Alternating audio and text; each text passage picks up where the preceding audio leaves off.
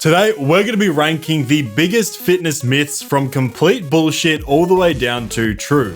Now, looking at this list, I don't think we're going to put anything into true because they're fitness myths. So they're exactly that, and we're going to be the fitness mythbusters today and set things straight for you. So the first one is all calories are the same. So this isn't true because calories are a unit of measurement. Yes, calories can be made up of different things, fats, carbs, proteins, but if the calories are the same, the calories are the same. And if you were to go over your calorie maintenance or below your calorie maintenance, you would get the same result no matter what you were eating if it was the same calorie content. Yeah, now obviously eating different types of calories, like eating a donut over an apple, if they equal the same calories, there will probably in the real world be different results because one isn't as satiating, one has more sugar, one's more likely going to lead you to binge. But if, let's just say, we take discipline, we take appetite, and we take every other factor out of the equation, if you were to eat the same calories of fast food compared to healthy food, you would lose or gain weight at the exact same rate.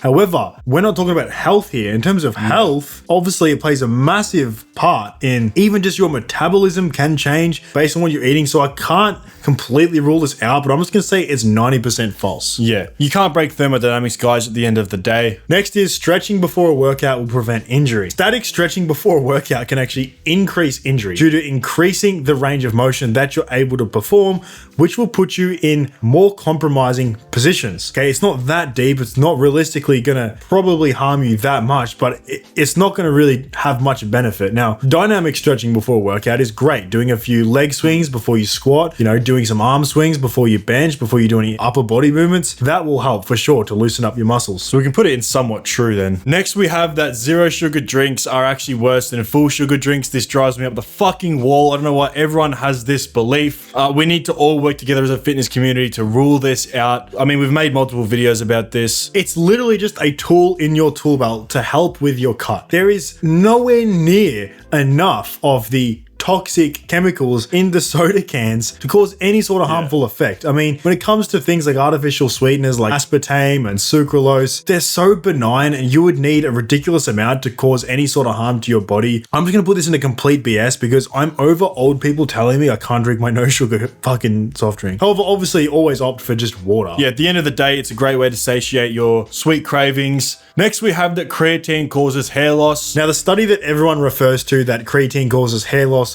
was done ages ago and it's been debunked multiple times. It was done on a group of like 10 rugby players, I think, and it showed that DHT slightly increased when they took creatine. But if you look at the reference range of DHT, it moved by like this much, nowhere near enough to cause any sort of hair loss. So it's just complete BS. Creatine is one of the best supplements you can take as a natural lifter. If you guys are looking for a good source of creatine, Tasty Gains reached out to us and I've been taking these creatine gummies. I think it's a great way to get your creatine in. Now, before you go ahead and jump in the comments and say, oh, they've been saying creatine gummies don't contain enough creatine, these guys have third-party testing on their website. So I already know that theory's out there. That's the main reason we went with these guys. We would not promote a bullshit product to you guys. So if you are looking for creatine, go to that first link in the description. And if you buy a bunch of it, you'll get a nice little discount as well. Next is that lifting stunts growth. Now, I've got a personal problem with this because I would have started the gym so much sooner if I didn't believe this shit. I got told this by almost every adult when I was like 15, 16, and it led me to not starting the gym because I genuinely thought it would stunt my growth. I mean, if anything, it'll actually do the exact opposite because it's gonna make you release growth hormone through the explosive movements that you do. And if that was the case, I wouldn't have grown to the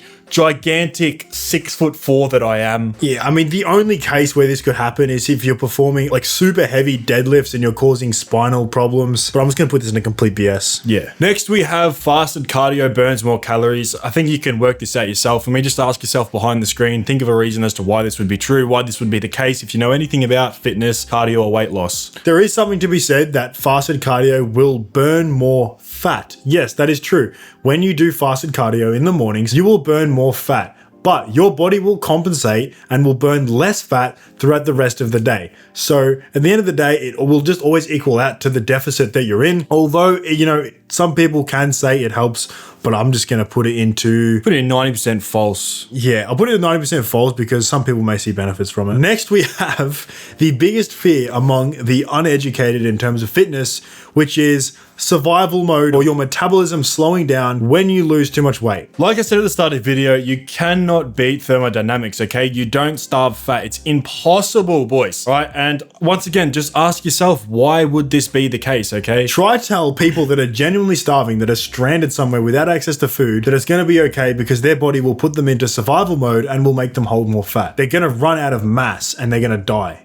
There's no such thing. Yeah, when thinking about thermodynamics, right, or weight loss or weight gain, just think about a light bulb. If you give it more power, you can make that light brighter. If you give it less power, it's not going to be as bright, okay? It's the same thing with food. Now, obviously, yes, your maintenance calories does drop the lighter you get because you're a smaller person, you require less calories for fuel. That's why bodybuilders need to eat upwards of 6,000 calories to maintain their weight. However, your body will never drop down to like a 0 calorie expenditure. It's absolutely ridiculous. I'm putting this in a straight BS. Next, we have protein powder causes kidney damage. Now, I don't think this is a pretty popular myth now, but it used to be a big concern. It's because high protein diets can be linked to more kidney damage. However, protein powder in and of itself doesn't really play a part in that kidney damage. It's just the total protein intake. Yeah, there's so many myths surrounding protein powder. It's just fucking solidified milk, boys. Like, it's just whey. It's not like some magical drug. It's not like some supplement. It's just a great way of getting your protein. Unless you're abusing this stuff and having 300 grams of protein a day, it's not going to do any real damage to your kidneys. But since the fact that high protein intake does tax your kidneys more, I'm just going to put it to 90% false.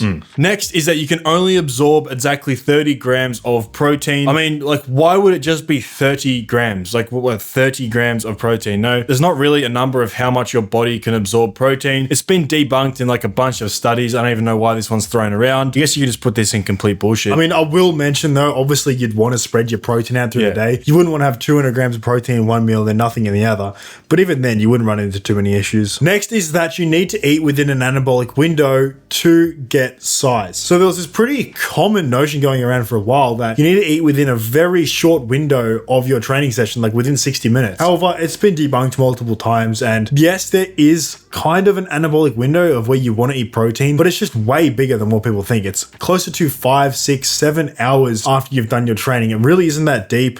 But since there still is an anabolic window, like you shouldn't fast after your workout. Yeah. I'm putting it somewhat true because there still is an anabolic window, just a lot bigger than people think. Next, we have rep ranges do different things. So like do high reps to tone your abs or do low reps to be a bulky bodybuilder. Okay, it's just not true. If you look at Arnold or other bodybuilders when they talk to each other, they do completely different workouts, completely different rep ranges. They train completely different, yet they all are like millimeters of difference. So these guys train completely different and you get the same amount of hypertrophy from 3 to 50 reps. That's how widespread it is. You literally have bodybuilders doing like 3 reps per exercise and others doing like 20. It is not a big deal because the total mechanical tension will just be the same at the end of the day. The only exception to this is when you're going over maybe 30 or 40 reps because then your cardiovascular system becomes the bottleneck. 6 or below reps might help with strength and might help you hit a 1 rep max, but it's going to make no difference in terms of hypertrophy and you're not going to tone the muscle for doing 20 reps. I just hate this shit. I'm going to put it into complete BS. Next, we have that you can lose fat and gain muscle at the same time.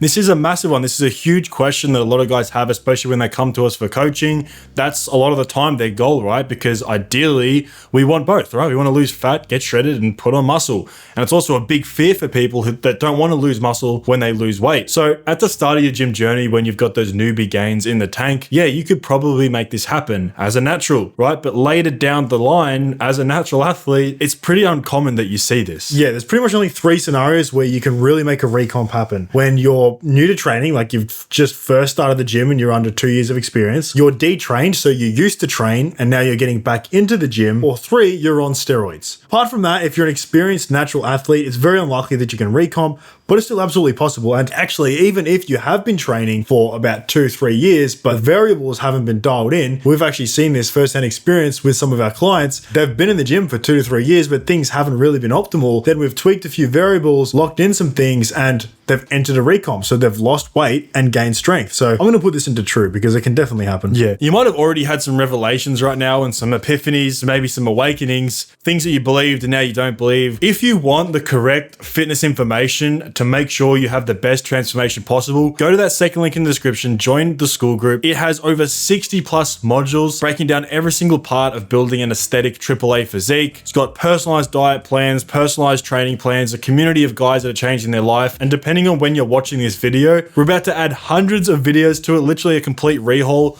So it's only going to be this price right now and we're going to up it. So if you're going to join, now's the time to do it. Yeah, so finally we have that ice baths help with recovery. Ice baths can actually inhibit recovery, especially when done close to training. Although it might make you feel better, it's actually not doing anything for the muscle recovery. And we did ice baths as well because, you know, people were just telling us that we should. But the only real benefit you're going to get from ice baths is like a dopamine rush. It might wake you up. You might feel a little bit better about yourself. That's pretty much it. I'd almost put it into 90% false just from the fact that it helps in the short term by reducing swelling and inflammation. But you actually want that in the long term to heal an injury or to promote muscle growth even. You're going against your body's processes and you're stopping blood from getting to the muscle. So I'm just going to leave it in complete BS. And that's it, guys. Let us know what fitness myths you fell for at the beginning of your gym journey, or if any of these were debunked for you personally. And let us know how you'd reorder it. That being said, guys, appreciate watching the video. Like I said, join that Skool community. All of the guys are in there transforming their physiques right now. And I'll catch you in the next one. Peace.